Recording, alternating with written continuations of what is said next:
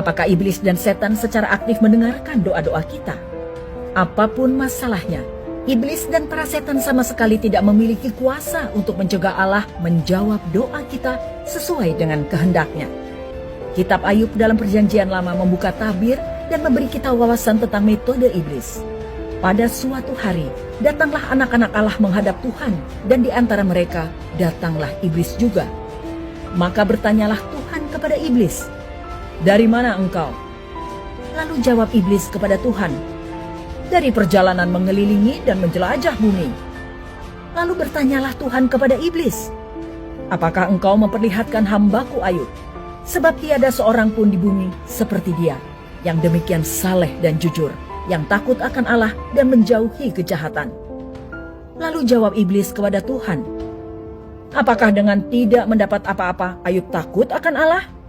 Bukankah engkau yang membuat pagar sekeliling dia dan rumahnya serta segala yang dimilikinya? Apa yang dikerjakannya telah kau berkati, dan apa yang dimilikinya makin bertambah di negeri itu. Tetapi ulurkanlah tanganmu dan jamahlah segala yang dipunyainya. Ia pasti mengutuki engkau di hadapanmu."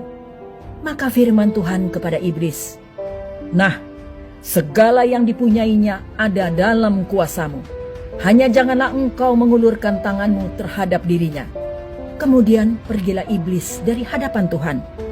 Ayub 1 ayat 6 hingga 12. Meskipun Ayub 1 tidak secara khusus menyatakan bahwa iblis dapat mendengar doa-doa kita, hal itu menunjukkan bahwa dia mengetahui rahasia percakapan kita dengan Tuhan. Iblis sangat akrab dengan detail kehidupan Ayub. Kita dapat menganggap Ayub telah berada di bawah pengawasan rahasia iblis selama beberapa waktu, dan bahwa iblis mendengar doa-doanya.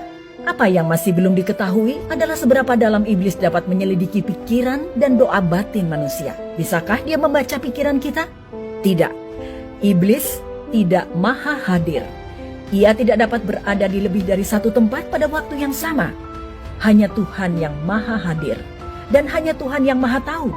Sementara iblis harus mengandalkan pasukan setannya untuk melakukan perintahnya. Alkitab menunjukkan hanya Tuhan yang mengetahui hati setiap manusia. 1 Raja-Raja 8 ayat 39. Tidak ada orang lain yang memiliki kemampuan itu.